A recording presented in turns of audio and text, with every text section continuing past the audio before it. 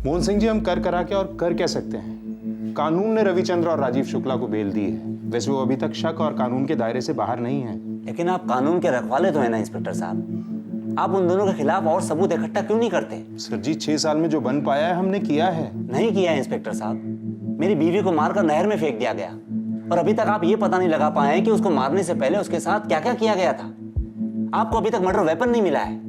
आपको वो सफेद रंग की मारुति वैन नहीं मिली है जिसमें मेरी बीवी को अगवा किया गया था। 6 साल बहुत होते हैं इंस्पेक्टर साहब इन सारी चीजों को ढूंढने के लिए। और छुपाने के लिए भी बहुत होते हैं मिस्टर मोहन सिंह। 6 साल काफी लंबे होते हैं। बात 5-6 साल की नहीं है। वक्त पर हमारा अधिकार नहीं होता है, उसे हम नहीं बनाते। पर इज्जत हम खुद बनाते हैं, उसकी रक्षा भी करते हैं। एक बार वो चली गई तो वापस कभी नहीं आती। अब कभी भी रिहा हो जाऊं, क्या फर्क पड़ता है? शक ने तो उम्र कैद की सजा दी है, मुझे भी और मेरे परिवार को भी। कुछ समझ में नहीं आ रहा साहब, मैं दुकान संभालूं या घर? हमारी बेटी की उम्र शादी के लायक हो चुकी है, पर उसके लिए कोई रिश्ता नहीं आता। सब कहते हैं उसका बापू खूनी है, गंदे गंदे इल्जाम लगाते रहते हैं। और हमारा बेटा, वो तो अपने बापू से मिलने तक नहीं जाता, अपने नाम के साथ उनका नाम तक नहीं जोड़ता। ये सजा कब तक चलेगी साहब? देखिए, जब अदालत अपना फैसला सुनाएगी तभी पता चलेगा।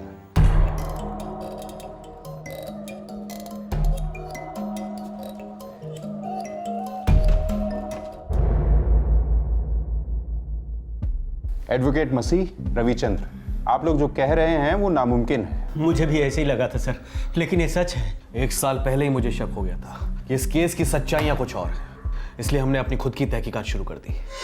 वकील साहब, ये हर बार ही तारीख शिफ्ट हो जाती है, छुट्टी वेस्ट हो जाती है, मेरी बेचैनी बढ़ती है। कब अपना नाम क्लियर कर पाऊंगा पूरी तरह? रवि, अब जो कुछ करना है हमें खुद करना होगा। क्या मतलब वकील साहब? मतलब ये कि कोर्ट जब तक पुलिस को आगे इन्वेस्टिगेशन करने के लिए नहीं कहती, तब तक पुलिस कुछ नहीं करेगी। कोर्ट में हजारों केस चल रहे हैं, मगर तुम्हारे पास जिंदगी सिर्फ एक है। तो हम क्या कर सकते हैं वकील साहब? खुद पुलिस बन के इन्वेस्टिगेशन कर सकते हैं। रवि, ये जो औरत रज्जो है, उसके अतीत के बारे में तुम मुझे कुछ बता सकते हो?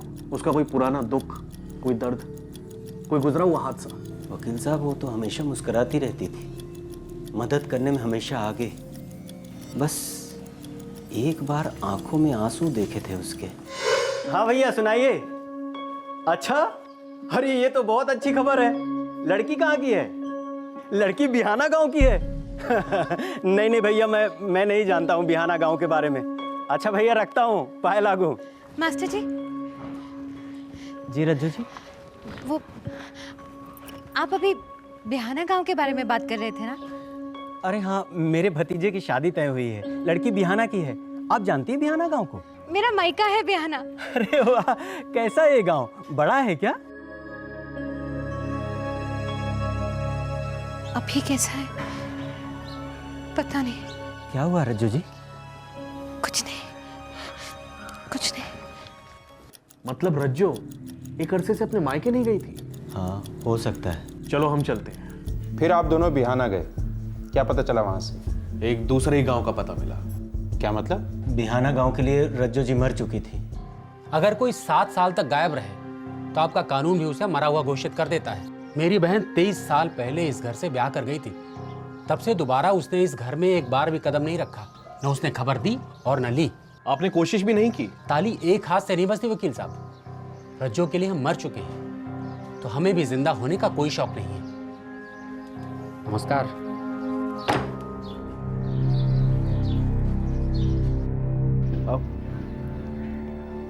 अरे मर्जी के खिलाफ शादी कराई थी रज्जो की।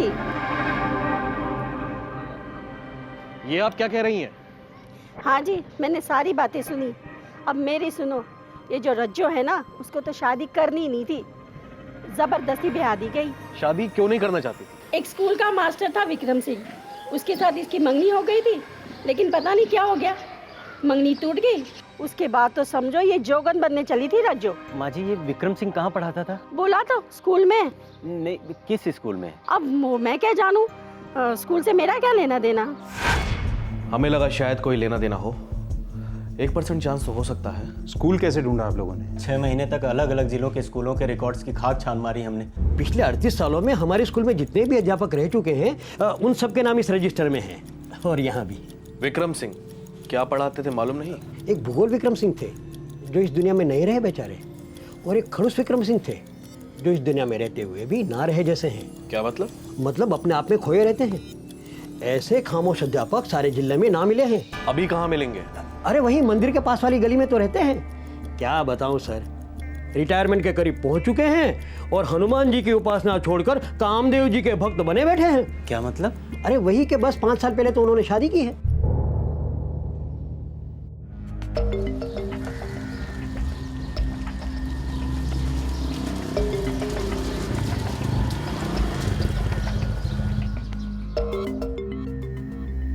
वकील साहब, हाँ, शायद यही विक्रम है।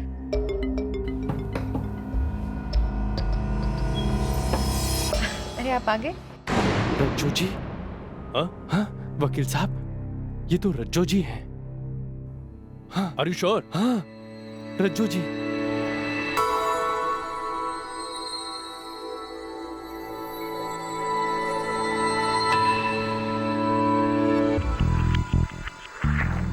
शक्ल तो मिलती है। सर दोनों एक ही शक्लें हैं और रज्जू जी ही हैं। भारत नगर है गांव का नाम। मैंने आसपास वालों से पूछा था, सबने यही कहा कि 6 साल पहले शादी करके लाया था उसे, एग्जैक्टली उसी टाइम जिस वक्त रज्जो यहाँ बुलंदशहर से गायब हुई थी, और बाद में पता नहीं किसी की लाश मिलती है। इंस्पेक्टर, ये बहुत बड़ी साजिश है। और कुछ एडवोकेट मसीह? इंस्पेक्टर साहब, ये बहुत कुछ है, और मैं किसी अच्छी खबर की उम्मीद करता हूँ। ये खबर जब तक हम लोग चेक नहीं कर लेते, आप दोनों अपने पास ही रखें। खबर तो पक्की है इंस्पेक्टर साहब, और अगर आप एक्शन ले रहे हैं तो हमें किसी को बताने की क्या जरूरत है। इजाजत दीजिए। जी नमस्कार।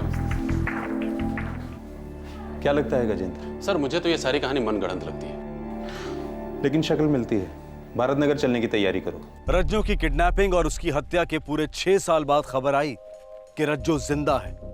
वो अपने 18 साल पहले के मंगेतर विक्रम के साथ नया घर बसाकर रह रही थी। एक आरोपी और उसके वकील ने ये चौंकाने वाली खबर लाकर दी थी, और बतौर सबूत उन्होंने एक फोटोग्राफ पेश की।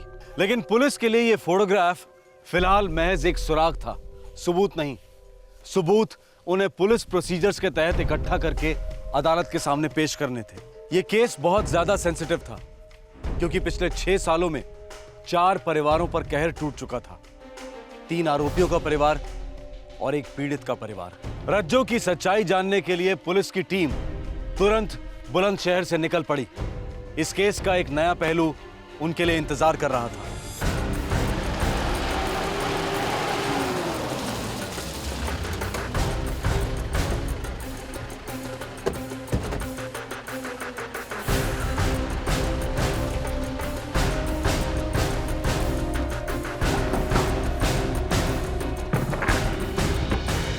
जी आपका नाम? जी मैं रज्जू। आप शादीशुदा हैं? जी हाँ। पति का नाम? विक्रम सिंह। विक्रम। क्या बात है इंस्पेक्टर, क्या हुआ? जी जी यही है मेरे पति विक्रम सिंह। जी आप लोगों को हमारे साथ बुलंदशहर चलना होगा, बाकी बातें रास्ते में करेंगे। चलिए।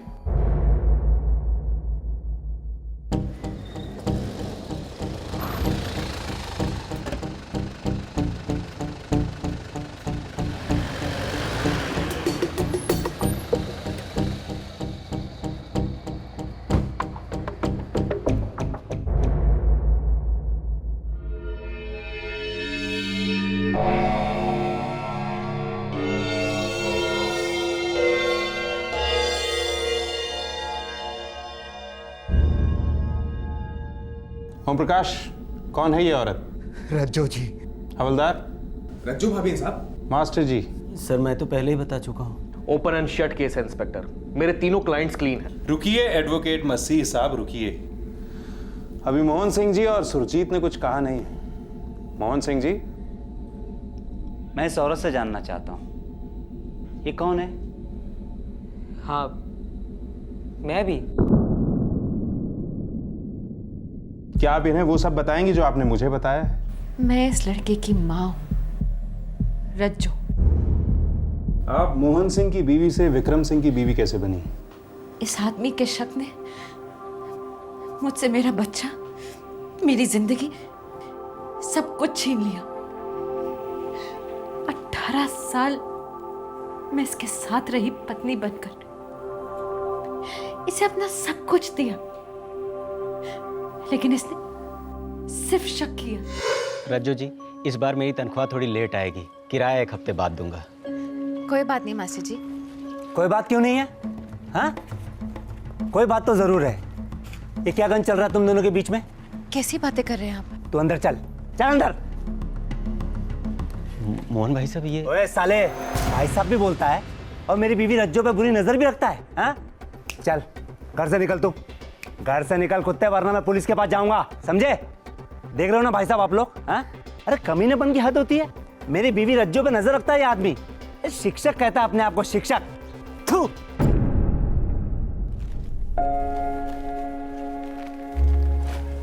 ओम जी, ये बाकी सामान रहने दीजिए, मेरे पास 300 रुपए कम है। पैसे कम है तो क्या हुआ, कहीं भागे जा रहे हैं क्या? शुक्रिया ओम जी। पैसे तो कहीं भागे नहीं जा रहे हैं, लेकिन तू भागने का प्लान बना रहा है मेरी बीवी के साथ, हैं? मैं तेरी नीयत को अच्छी तरह समझता हूँ। अरे बेशरम है साला, दुकान की आड़ में सिटियाबाजी करता है, हैं? ये क्या कह रहे हैं, क्या बकवास कर रहे हो? चुप कर ओम प्रकाश के बच्चे। तेरी लीचड़गिरी सारी दुनिया जानती है, हर औरत के सामने ही हु हा हा, हैं? लेकिन ध्यान रहे, मेरी बीवी से दूर ही रहना, नहीं तो तेरी ये सड़ी दुकान और तुझे दोनों को बंद करवा दूंगा। तू जानता नहीं है मेरी पहुंच कहां तक है। आप लोग भी मोहल्ले में एक ही दुकान मिलती है क्या आपको? हैं? अरे बेशरम है साला, 1 नंबर का, दुकान के आड़ में सटियाबाजी करता रहता है ये। मेरी बीवी से दूर रहना, समझे? अरे भाभी जी, मंदिर से आ रही, लाइए प्रसाद खिलाइए। आपने ट्रेन की टिकट मंगवाई थी, वो मैं ले आया हूँ। ये रही आपकी ट्रेन की टिकट और बाकी के बचे पैसे। ए साले हवलदार, छोड़ मेरी बीवी का हाथ। रुक, अभी आके बताता हूँ। भाभी जी, ये तो हद हो गई, आज जवाब दे के ही रहूंगा। नहीं नहीं भाई साहब, मैं आपके आगे हाथ जोड़ती हूँ। देखिए, बात बढ़ाने से क्या फायदा, आप अपने घर अबे जाइए। 2 टके के हवलदार, तेरी हिम्मत कैसी हुई रे बीच रास्ते में मेरे बीवी पे हाथ डालने की? मोहन जी, बहुत हो गया। बहुत तो अब होगा। डीसीपी से लेकर कलेक्टर, हर एक से पर्सनल टच में हूँ मैं, छोड़ूंगा नहीं तुझे मैं। और ये सारा मोहल्ला गवाही देगा मेरे लिए। देख रहे हो ना आप लोग? हाँ, आप सब लोग देख रहे हो ना क्या जमाना आ गया? ये रक्षक ही भक्षक बन गए। बेटा डरता नहीं हूँ मैं तुझसे, ऊपर तक जाऊंगा, याद रखना। चल जो, चल, नौटंकी लगा रखी है इधर। ये तीनों अच्छे लोग हैं, हमेशा मेरी मदद करते, शरीफ लोग, घर बार वाले लोग। इनको सबके सामने जलील होना पड़ा, इनके कारण मुझे शर्मिंदगी महसूस होती, माफी मांग नहीं सकती। ये फिर गलत समझ बैठे तो एक औरत के लिए कितनी बुरी बात है, इस उम्र में शादी के इतने साल बाद ये सब देखना पड़े। कहीं भी अकेले जाने नहीं देते, मंदिर जाती तो भी सुरजीत को साथ भेजते, 24 घंटे मुझ पर निगरानी रखते। मेरे बच्चे को इन्होंने इस कदर अपने काबू में रखा था, वो तो भूल ही गया था कि मैं उसकी माँ हूं। मैं सारा दर्द पीकर इन दोनों की पूरे दिल से देखभाल करती, मुस्कुराते हुए ताने सुनती। लेकिन एक रात तो हद हो गई। पापा, कल दोपहर को मम्मी किसी से फोन पे बात कर रही थी, जैसे ही मैं आया तो तुरंत फोन काट दिया।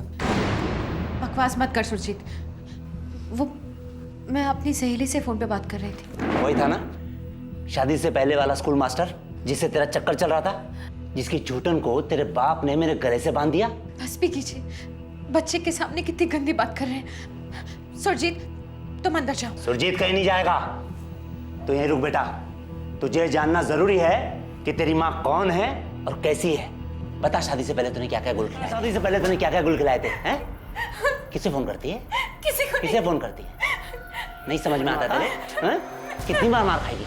किसी को नहीं, मैं अपनी सहेली से बात कर रही थी। वो स्कूल मास्टर? रोको ना अपने पापा को, रोको ना इन्हें। रोकू? मैं रोकू? मेरा तो दिल करता है कि मैं भी आपको मारूं। सुना बेटे ने क्या कहा? हैं? बता किसको फोन कर रही थी? बता किसे फोन कर रही थी? हैं? मोहल्ले वालों के साथ भी गुलछर्रे उड़ाती है। शादी के तुरंत बाद इन्होंने मेरे घर वालों से सारे रिश्ते नाते तोड़वा दिए। जब बाबा गए तब भी जाने नहीं दिया। पूरे 18 साल किसी से मिलने नहीं दिया। और फिर उस रात जो ऐसा लगा जैसे मेरा बच्चा, मेरा सुरजीत भी मुझसे अलग हो गया है। उस रात मेरे अंदर कुछ टूट गया और मैंने वो घर छोड़ दिया। मैं भगवान को साक्षी मानकर इस शादी को तोड़ रही हूँ। मुझे ढूंढने की कोशिश मत कीजिए। मेरा अब आपसे कोई नाता नहीं। सुरजीत बेटा खुश रहो। भगवान से प्रार्थना करती हूँ कि किसी दिन तुम्हें सच और झूठ के बीच का फर्क पता चले। मैं रहूं ना रहूं, मेरी दुआएं तुम्हारे साथ हैं।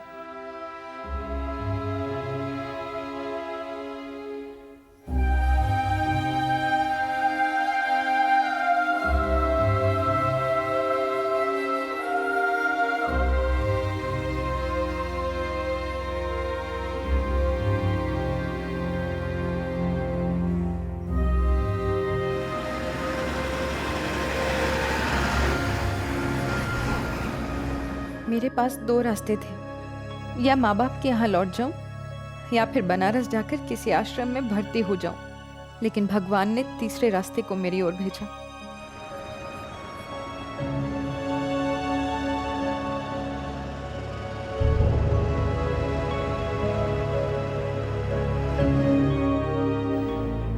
इनके सारे घिनौने इल्जामात झूठे हैं। शादी से पहले मेरी विक्रम जी से सगाई हुई थी। जी हाँ इंस्पेक्टर, दरअसल मेरे पिताजी की मृत्यु की वजह से ये शादी नहीं हो सकी। उसके बाद मैं शादी करना ही नहीं चाहती थी, लेकिन बाबा के कहने पर इनसे शादी की। लेकिन शादी के बाद इन्हें अपना सब कुछ माना, सिर्फ इन्हें। किसी दूसरे की तरफ देखा तक नहीं। पूरे 18 साल। बस मुझे और जिल्लत नहीं सहनी थी। और जब रज्जो ने मुझे अपनी सारी बात बताई तो मैंने इनके सामने शादी का प्रस्ताव रखा। और मेरी खुशकिस्मती है कि इन्होंने हाँ कर दी। अपनी सारी बुरी यादें भुला दो अब रज्जो, और आज से एक नई शुरुआत। आधी जिंदगी तो खत्म हो गई ना विक्रम जी। लेकिन अभी आधी जिंदगी तो बाकी है ना रज्जो, और नियति की जो मर्जी है उसे हमें स्वीकार तो करना पड़ेगा ना। अब मुस्कुरा दो।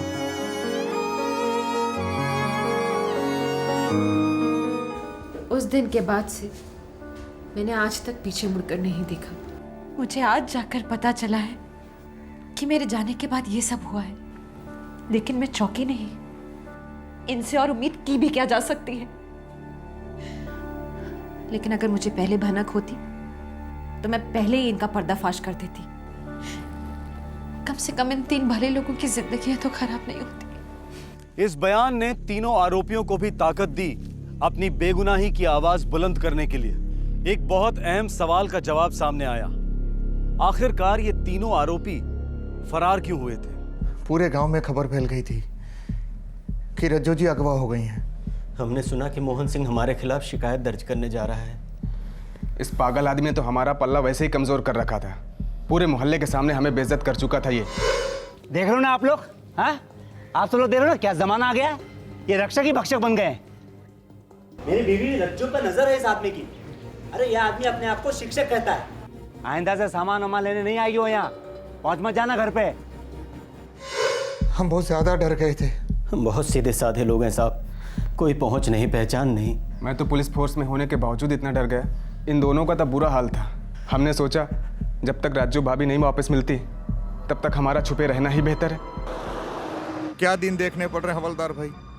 जिंदगी में किसी का कोई नुकसान नहीं किया, सबसे दोस्ती, कोई बैर नहीं। फिर भी मैं तो बच्चों को सच्चाई और नेकी का पाठ पढ़ाता हूँ, उस पर अमल भी करता हूँ। मैं मोहल्ले में सर उठा के चलता हूँ, और मैं ही क्यों, आप सभी भी तो चलते हैं। लेकिन अगर पुलिस हमें गिरफ्तार करके घसीट के घर से ले गई तो मोहल्ले में कितनी थू-थू होगी।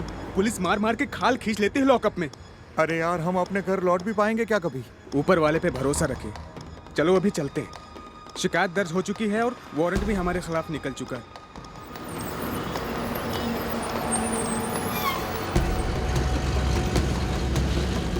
हम रोज भगवान से प्रार्थना करते थे कि रज्जो भाभी के अपहरणकर्ता उन्हें छोड़ दें, ताकि हम इज्जत के साथ अपने घर लौट सकें। बहुत बुरी हालत हो गई थी हमारी, घर वालों की याद, और ऊपर से पैसे भी सारे खत्म हो गए थे। लेकिन 1 महीने बाद जब लाश मिलने की खबर आई तो हमें लगा कि अब और भागने छुपने में कोई फायदा नहीं, कब्रें खुद गई हैं हमारी।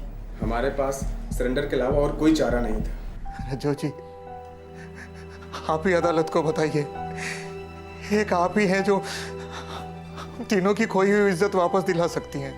बताऊंगी, सब कुछ बताऊंगी जी। तो अब आप बताइए मोहन सिंह साहब, ये औरत कौन है? मैं नहीं जानता।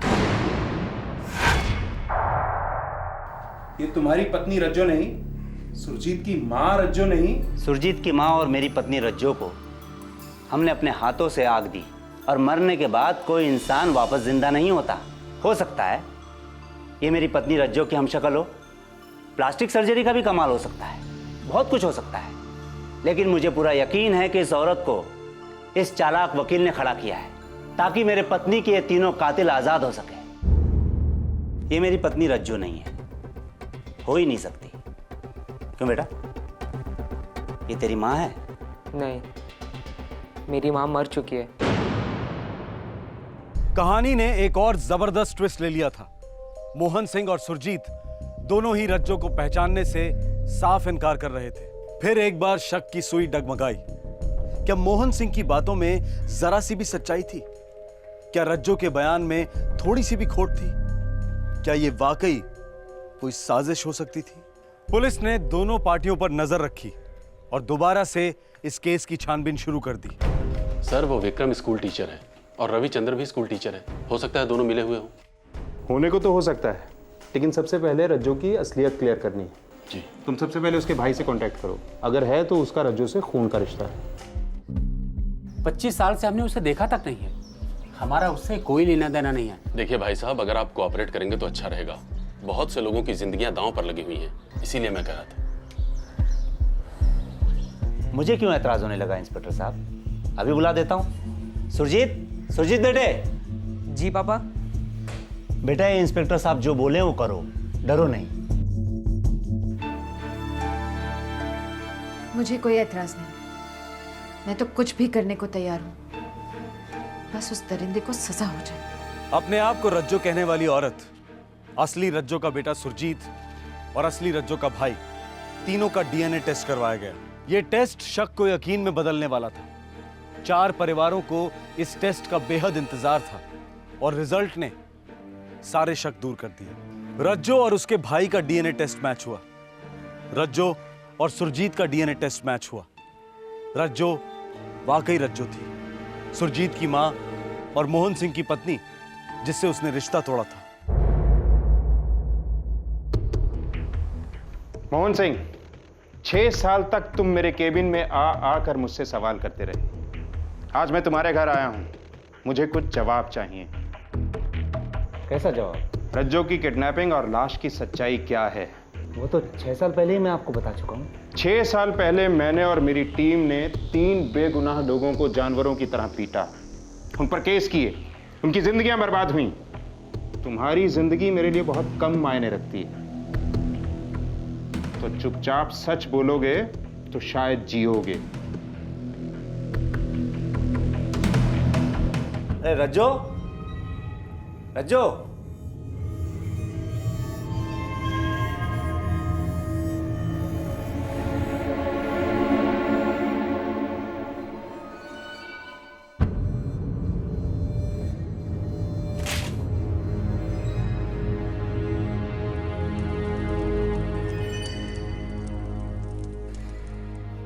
सुरजीत बेटे। हाँ पापा। मेरा शक सही निकला बेटा, भाग गई वो उल्टा। तेरी माँ तुझे, मुझे, हम दोनों को छोड़कर भाग गई। भाग गई बेटा। नहीं नहीं पापा, ऐसा नहीं हो सकता पापा। अभी नहीं जा सकती पापा, नहीं ऐसा नहीं है। रो मत बेटा। बेटा आज से तेरा बाप तेरी माँ मैं खुद हूँ बेटा। बेटा मैं जैसे बोलूंगा वैसे ही करते जाना, करेगा ना बेटा? जैसा कहोगे वैसा ही करूँगा पापा। फिर मैंने पूरी झूठी कहानी बनाई किडनैपिंग की और आपके पास आकर एक झूठी रिपोर्ट लिखवाई। मैंने अपने बेटे सुरजीत को अपनी तरफ कर लिया था और मुझे पूरा यकीन था कि वो हमेशा मेरा साथ देगा। उन तीनों के नाम ही क्यों लिए, किसी और के क्यों नहीं? क्योंकि वो तीनों मुझे सबसे ज्यादा खटकते थे। मेरी बीवी उनसे सबसे ज्यादा घुल मिलकर बातें किया करती थी। बातें किया करती थी, सिर्फ बातें, शराफत से। मानो या ना मानो, मेरी बीवी बेवफा थी। वो बेवफा नहीं थी, बल्कि तुम बीमार थे, अब भी हो। शक की बीमारी से ही मरोगे तुम। लावारिस लाश की शिनाख्त में तुमने उसे रज्जो कहकर क्यों पहचाना? क्योंकि मैं जानता था मेरी बीवी रज्जो कभी वापस नहीं आएगी। मोहन जी, एक लाश मिली है, आपको शिनाख्त के लिए बुलाया है। हे भगवान। सर मैं आपको बता दूं, लाश बहुत बुरी हालत में है। लाश को पहचान पाना बहुत मुश्किल है। अपनों को तो किसी भी हालत में पहचाना जा सकता है। आप एक मिनट रुकिए, मैं अपने बेटे को साथ ले चलता हूँ।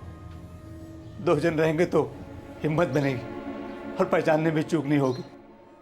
सुरजीत, बेटा सुरजीत। बेटा एक लाश को पहचानने जाना है, बस कहना मम्मी है और ज्यादा जानने की जरूरत नहीं है। जी पापा, जैसा आप कहें। आर्निया के एक तालाब से मिली है लाश। पोस्टमार्टम की रिपोर्ट कहती है कि मौत कई दिन पहले हुई है। देखिए मोहन साहब, लाश काफी सड़ चुकी है। क्या कर दिया था तेरे साथ उन लोगों ने? उन तीनों कमीनों पर मर्डर और किडनैपिंग का चार्ज लगाकर मैं आधी लड़ाई तो वैसे ही जीत चुका था। ऊपर से उन तीनों बेवकूफों का भागना मेरा काम आसान कर गया। मर्डर का केस बनते ही उनके टेंटवे दब चुके थे, हमेशा हमेशा के लिए। हमेशा हमेशा के लिए तो बस एक ही चीज रहेगी, तुम्हारे शक की बीमारी, जो तुम बखूबी अपने बेटे को भी दे चुके हो। मुबारक हो, जश्न जेल में ही मनाना, पूरी उम्र पड़ी है।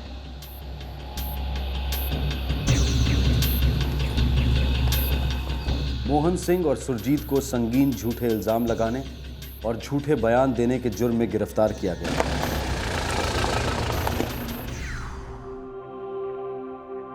दोनों पर मुकदमे चलेंगे और 10 साल की सजा होने की संभावना है।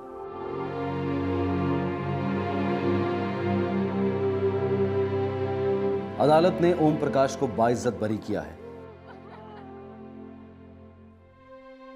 कांस्टेबल राजीव शुक्ला और स्कूल टीचर रविचंद्र के खिलाफ केसेस भी खारिज किए गए हैं।